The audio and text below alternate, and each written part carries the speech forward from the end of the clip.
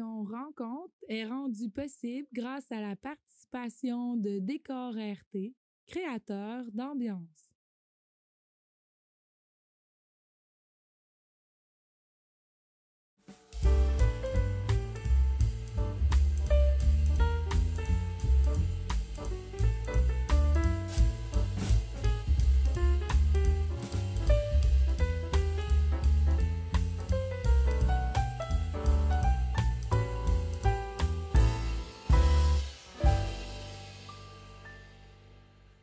Bonjour et bienvenue à notre rencontre. Quand j'ai accepté le rôle d'animatrice, mon invité aujourd'hui était parmi les premiers avec son mari à passer à l'émission Rencontre. Aujourd'hui, elle est de retour parce qu'elle se lance toujours de nouveaux défis et elle est de plus en plus impliquée dans sa région adoptive. J'échange aujourd'hui avec Elima Diabong. Bonjour, salut. Madame Sheffield. Oh, Madame Sheffield. On va rester avec Thérèse. Elima, je vais résumer pour les auditeurs un petit peu ton background. Tu es sénégalaise. Tu as étudié en France. Tu as fait une maîtrise en didactique des langues. À ce moment-là, tu as rencontré ton mari. Et les circonstances se présentent que tu déménages dans la belle province, mais en Abitibi. Tout à Donc, Abitibi, pourquoi Abitibi. Qu'est-ce qui est arrivé là? Alors, bonjour encore une fois Thérèse. Je m'appelle Elima Diabong. Pourquoi Abitibi? C'est la fameuse question que tout le monde se pose. Parce que quand on arrive ici au Québec, dans la province, on s'attend à ce que ce soit Montréal, Québec. Mais moi, j'ai été un peu plus téméraire. Je suis allée vivre en Abitibi parce que le frère de mon conjoint, qui est mon beau-frère, vivait déjà là, était bien installé avec sa famille. Donc, c'est la personne qui est venue nous chercher. Et par la suite, on est allé s'installer en Abitibi. OK. Et malheureusement, quand tu es arrivé, tu n'as pas pu enseigner, le diplôme, ça n'a pas été accepté. Donc, c'était quoi le premier emploi que tu as eu? Alors, oui, comme tu l'as si bien expliqué, moi, j'étais diplômée fraîchement sortie de l'université et j'avais mon diplôme en didactique des langues, enseignement. Je suis arrivée ici et tout le monde connaît comment ça se passe, le système. Je ne pouvais pas enseigner parce que je n'avais pas d'expérience en enseignement. Mais ça ne m'a pas découragée. Je suis tout de suite allée me chercher une première expérience québécoise. Et c'était dans un centre d'appel avec un sous-traitant d'une banque. Et c'est là que j'ai commencé mes premiers appels téléphoniques. Quand j'ai appris ça, j'ai dit, eh mon Dieu, parce que moi, recevoir un appel inattendu, des fois, c'est pas la meilleure réception tout le temps. Mais qu'est-ce que tu as appris avec cette expérience? Je suis sûre que tu as retiré de quoi? Je suis certaine que je suis la petite madame qui t'appelait et qui essayait de te vendre des assurances. Ce que ça m'a appris, c'est de travailler mon service à la clientèle. Au début, ce n'était pas évident, oui, mais par la suite, à côtoyer les gens, toujours garder le sourire au téléphone, ça a été la plus belle expérience sur le marché québécois parce que, oui, c'était des défis, mais comme j'ai dit, en gardant le sourire, en essayant d'apprendre de plus en plus tous les jours, j'ai acquis cette expérience-là de service à la clientèle. Non, c'est incroyable pour tout le monde, peu importe si c'est un immigrant ou juste une personne de la place, mais il y a la façon de se présenter puis faire face à des choses. En tout cas, de la BTB, là, ton mari, Mohamed, est arrivé et je pense que lui avait un emploi ici à Thetford. Alors, vous vous êtes déménagé à Thetford? Alors, mon conjoint, il est venu s'installer avec moi en Abitibi pour quelques mois. Par la suite, il a eu un offre d'emploi à Thetford. On ne connaissait pas. On débarque dans la magnifique vallée de l'Amiande. Et on n'est jamais reparti. C'est ça que j'ai dit. C'était ta ville, région adaptive. Et tu es vraiment bien impliqué. Donc là, tu arrives à Thetford. Tu as fait un DEP en comptabilité. Ça, c'était complètement différent. Comment ça que toi, tu as choisi ça? Alors, il faut savoir que quand je suis allée dans un centre d'appel également pour quelques mois. Par la suite, je suis allée en congé maternité parce que j'attendais mon premier enfant. Et je suis restée à la maison. J'ai eu le temps de faire ma famille. Mon deuxième enfant est né. Je me suis dit, hors de question que je reste à la maison sans rien faire. C'est là que je me suis dit, ben, un petit DEP en comptabilité ferait pas mal en ligne. Je l'ai fait à distance. Oui, ça a pris beaucoup de temps, mais j'ai été super satisfaite et fière de pouvoir le continuer avec un bébé dans les bras. Oui. Et tu vois que ça, le DEP, comptabilité, ça a ouvert une autre porte, parce qu'après ça, tu as eu un emploi à la Caisse de domaine et justement en comptabilité. Tout à fait. Je finis mon DEP, ça a été long, ça m'a pris quelques années. Et quand je suis sortie de là, une petite expérience que je suis allée chercher comme commis comptable à la Caisse des domaines, qui a fini au bout de 3 mois. Mais par la suite, comme tu le dis, ça m'a ouvert des portes. Il n'y a pas de diplôme banal. Ça m'a ouvert des portes en ressources humaines dans la bourse. Oh my gosh. Dans la bourse, oui. Et là, en même temps, je pense que tu as rencontré quelqu'un, je ne sais pas si c'était ton employeur, mais tu as formé comme une amitié, puis elle a pu t'aider aussi. En fait, j'ai déposé un CV et la vie a fait que c'était une très, très belle rencontre. La vice-présidente des ressources humaines de cette compagnie-là, qui m'a aidée à grandir aussi bien humainement que professionnellement. C'était une dame qui m'a pris sous son aile, qui m'a appris tout ce que je sais en ressources humaines, et qui m'a laissé fouiller dans les dossiers, qui m'a laissé faire comme une grande, comme on dit. Et j'ai pu acquérir une belle expérience avec elle. Donc, comme je dis, je la remercie au passage parce que grâce à elle, j'ai su que j'avais des compétences. De belles compétences. Donc, ça t'a donné confiance en soi. Tout à fait. Parce que chaque fois, là, tu changes de position, tu changes de travail, tu es en contact avec différentes personnes, mais tu avances tout le temps, puis c'est plaisant quand c'est quelqu'un qui se présente sur ton chemin, qui donne un coup de pied, un boost. Ouais. Pour moi, je l'appelle mon ange gardien. Oui. Elle m'a fait déployer mes ailes, comme on appelle. Oui. Et parce que je suis une personne qui ne tient pas tranquille. J'aime découvrir, j'aime m'impliquer. Donc, grâce à ça, j'ai pu explorer d'autres domaines. Et c'est pour ça aujourd'hui que je suis là. Et après la bourse, le prochain travail, c'était pour le gouvernement? Pour le gouvernement fédéral, oui, parce qu'avec le COVID, je me suis, comme tout le monde, posé des questions sur mon orientation de carrière. Je ne me voyais plus faire de la route. Ça, c'est oui. Parce que je l'avais fait pendant 3 ans quand même. Et par la suite, je me suis dit, pour ma famille, pour le travail, est-ce que je ne vais pas essayer de trouver quelque chose ici à Thetford? C'est là que j'ai appliqué et Service Canada m'a engagée pour quelque temps. Et ça t'a donné l'expérience en quoi comme... L'expérience autant en service à la clientèle parce qu'on s'occupait des dossiers d'assurance-emploi, autant de savoir comment ça fonctionne aussi au niveau de l'assurance-emploi et plein d'autres belles expériences également. Tes enfants grandissent. Présentement, ils ont quel âge? Alors, mon garçon, qui est né, les deux sont nés à Thetford. Mon garçon, il a 8 ans. Il va pas être content si je lui dis qu'il a 6 ans. Ça va vite. Non. Hey, maman. Il a 8 ans et ma fille a 6 ans. À 6 ans. Donc, maintenant, les deux sont à l'école. Je suis certaine que tu es impliquée. J'avais déjà lu les choses. Comment est-ce que tu t'impliques dans leur école, là? Alors, en 2020, je voulais savoir comment ça se passe dans les écoles. Je voulais en apprendre davantage, savoir c'est quoi les décisions. J'ai levé la main, je me suis retrouvée dans le conseil d'établissement, juste pour savoir comment ça se passe. Parce qu'il n'y a pas d'expérience négative. Dans tout ce qu'on fait, ça peut nous servir plus tard. D'être dans le conseil d'établissement, ça m'a permis de savoir comment ça fonctionne en conseil d'établissement.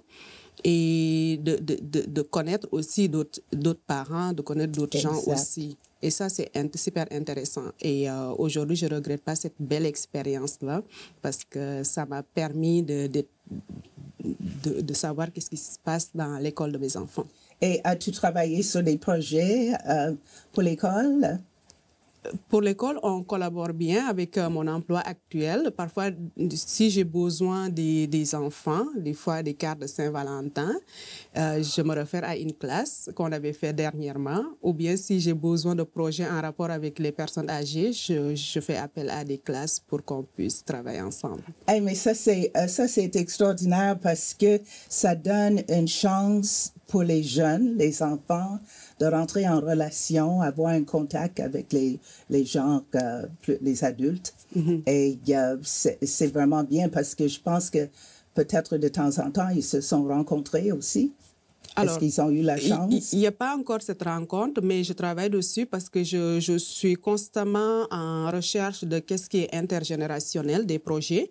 Et on a déjà eu des appels téléphoniques que les enfants ont fait pour des personnes aînées. Et ils ont aussi dessiné des cartes pour leur envoyer. Mais oui, un jour, pourquoi pas aller au parc, faire un pique-nique avec les deux générations. Ça, c'est un projet, je travaille là-dessus. Parce que souvent, les enfants, mais ils sont juste en contact peut-être avec les grands-parents. Oui. Mais d'avoir un échange, ça fait du bien pour les deux, tout à fait. Pour les deux côtés. On va revenir tantôt au grand frère, parce que là, tu es directrice depuis le début de l'année. Mais je vais juste prendre un petit détour parce que tu as écrit et publié un livre, c'est 13 ans plus tard. J'aimerais savoir, mais combien de temps ça a pris, c'était quoi l'idée, toute, puis parle-en un peu de ce livre. Alors, comme j'ai dit, Elima qui touche à tout. Oui. Moi, depuis toute petite, j'ai développé une passion pour l'écriture et la lecture. Faut savoir que moi, depuis toute petite, j'ai développé je suis née avec un trouble du langage. Personne pensait que j'allais parler comme aujourd'hui je le fais. Ah oui. Donc, ça m'a comme renfermée dans une bulle et tout ce que je voulais exprimer, je le mettais sur papier. Donc, c'est de là que j'ai développé cette passion de l'écriture. J'écris tout ce qui me passe par la tête, je le mets sur papier. Et c'est pendant le Covid que je me suis assise, j'étais en télétravail et pendant mon heure de dîner, des fois, je griffonnais. Et un jour, un ami à qui j'ai envoyé un paragraphe l'a lu, m'a dit « Non, tu ne peux pas garder ça pour toi. C'est beaucoup trop beau, il faut que tu publies. » J'ai dit « Mais t'es-tu sérieux ?» Il m'a dit « Oui, il faut que tu le publies. » Eh bien, si les gens te poussent à aller de l'avant, c'est là que tu réalises que oui, peut-être ils ont raison.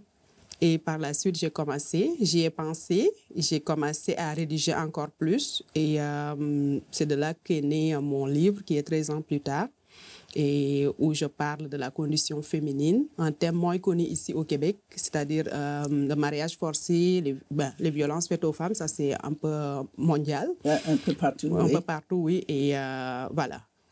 Mais le personnage, est-ce que c'est une fille de l'Afrique?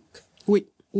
Mais c'est pas mon histoire, c'est une histoire, non. Je me suis inspirée des faits réels et par la suite, j'ai un peu développé et ça a donné ce beau livre que j'imaginais que ça allait rester dans notre région, mais ça m'a comme un peu propulsée. Je suis allée participer à des salons du livre, je suis allée jusqu'à Ottawa pour le salon afro-canadien pour ce livre-là. C'est incroyable. Puis combien de temps tu as dit ça a pris pour l'écrire? Disons que ça a pris 1 an et demi, mais avec tout le processus pour publier le livre, ça a pris comme 2 ans. Et ça, c'est le premier que tu as écrit? Le premier. Oui. Et est-ce que tu es allé chercher de conseils ou ça a juste venu, puis tu as écrit, puis... Alors, j'ai laissé libre cours à mon imagination. Comme j'ai dit, mon ami qui est auteur, qui avait déjà publié, m'aidait là-dedans aussi parce que chaque fois que j'écrivais quelque chose, je lui envoyais. Mais lui, c'est un ami qui te dit « Waouh, c'est magnifique, waouh, c'est génial » et tu penses que tu es là, tu dois continuer. Il était toujours là pour m'épauler, pour me pousser à aller de l'avant. Mais oui, j'ai laissé libre cours à mon imagination et c'était parfait.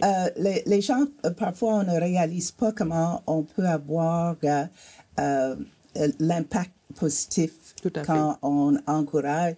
Peut-être que tu avais moins de confiance, mais parce que quelqu'un était là, au bon moment, tu vois le résultat. Et la vie fait bien les choses. C'est excellent.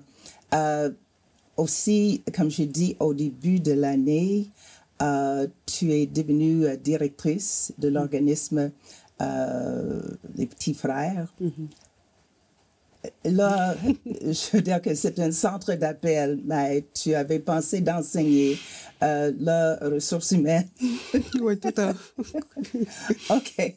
C'était quoi qui est venu te piquer pour dire, OK, ça c'est pour moi? Disons que comme tout le monde l'a fait pendant le COVID, j'étais assise sur ma chaise de bureau en train de faire du télétravail. Mais il faut savoir que moi, j'aime le contact avec les gens. Et ce n'est pas la première fois que pendant le COVID, j'ai distribué des repas pour un organisme ici de la région où je prenais mes enfants quand ils avaient pédagogique, où on allait distribuer des repas. On toquait à des portes et on allait distribuer. En revenant, je voulais montrer à mes enfants que l'implication, le bénévolat, c'est important dans la vie. Oh, oui. Et ils étaient super contents de vivre cette expérience-là. C'est là que je me suis assise, je me suis dit, rester derrière un clavier, sans contact toute la journée, ça, c'est pas fait pour moi. Non, hein? Moi, j'ai besoin d'aller voir les gens, j'ai besoin d'aller à la rencontre des... Et comme moi, j'aimais beaucoup, j'aime les aînés.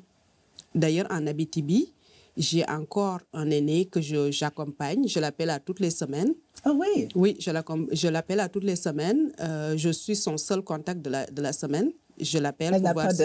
Il n'a pas de famille, il n'a rien. C'était mon voisin qui était en bas, ils étaient deux. La dame est décédée. Et lui, je l'appelle à toutes les semaines, savoir comment il va. Et il est super content de parler à quelqu'un. C'est quand j'ai vu l'annonce, je me suis dit, ça me rejoint. Il faut absolument que ça soit moi qui suis là. Parce que je savais que ça venait de mon cœur. J'avais cette passion pour les personnes âgées. D'ailleurs, en 2020, j'avais lancé un concept Noël ensemble à distance. C'était sorti dans le courrier Frontenac. Et l'idée, c'était d'aller chercher les enfants de l'école Saint-Noël. J'avais acheté des cartes pour qu'ils puissent distribuer ça. Oh, et écrire un mot. Écrire un mot gentil. On a fait ça en collaboration avec le manoir Frontenac. Et c'était super bien apprécié.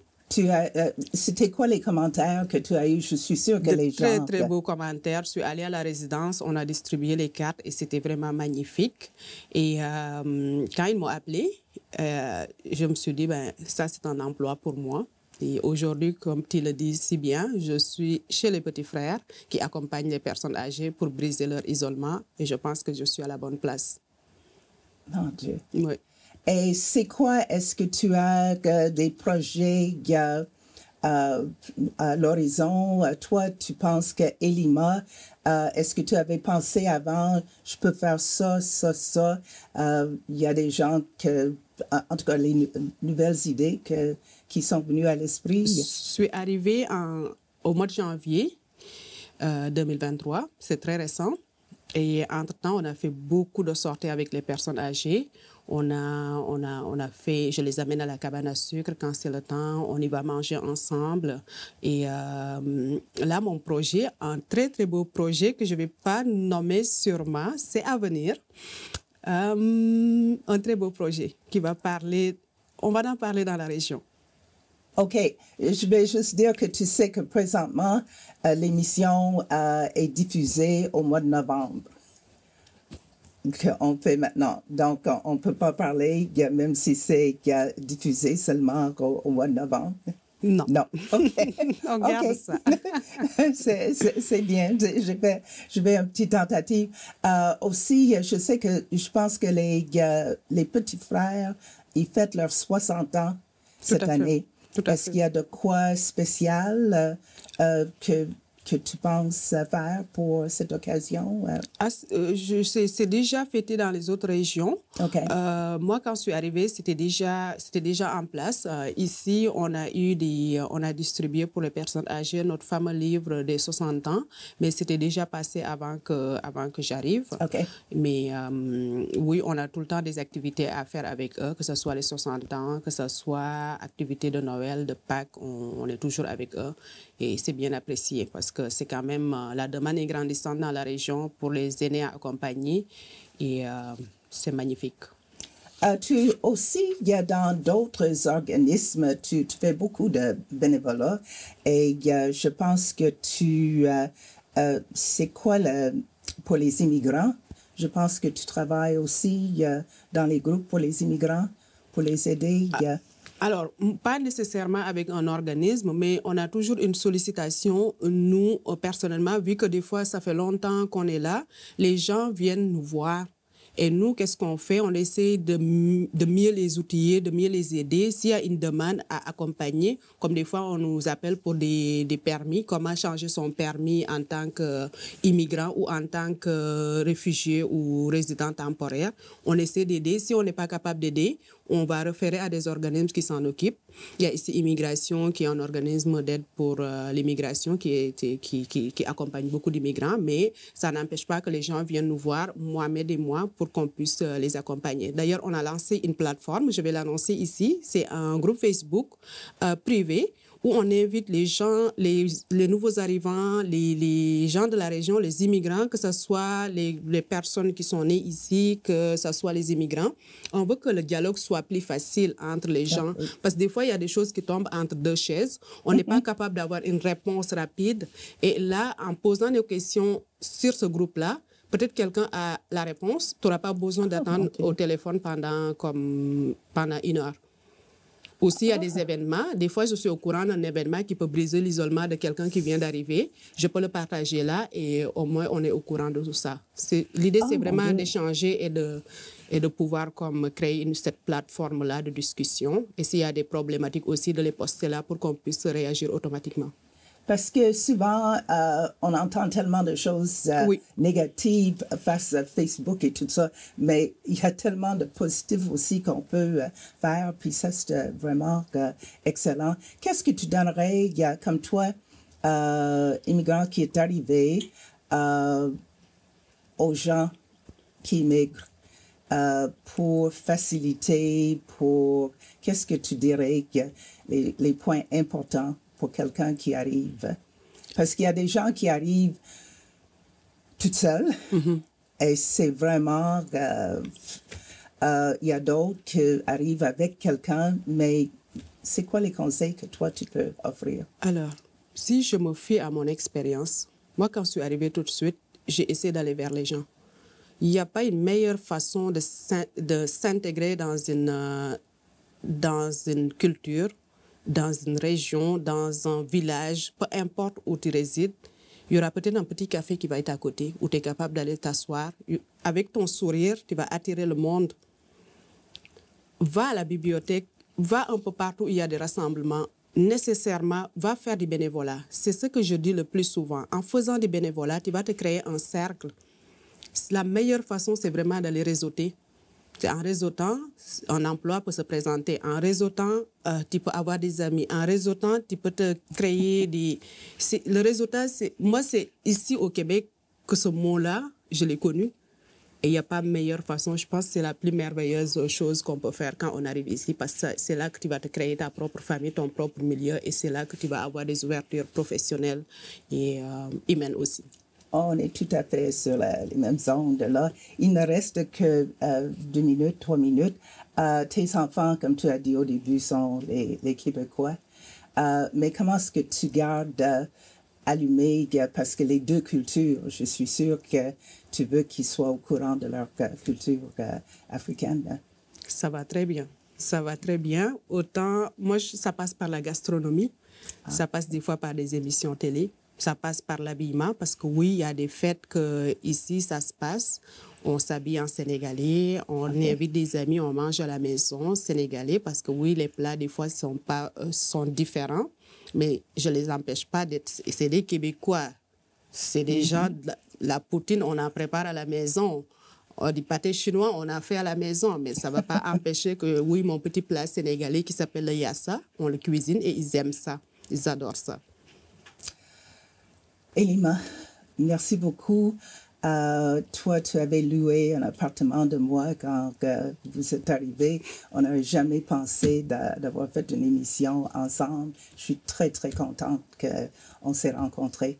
Merci beaucoup d'avoir partagé ton expérience. Merci à toi, Thérèse. Ceci termine notre émission pour aujourd'hui. Comme vous voyez, les immigrants peuvent ajouter une richesse extraordinaire. Elima, c'est un excellent exemple pour tout le monde. Si une porte qui se ferme une place, c'est possible d'ouvrir une autre ailleurs. Merci d'avoir été avec nous. Soyez les nôtres la semaine prochaine pour une autre rencontre.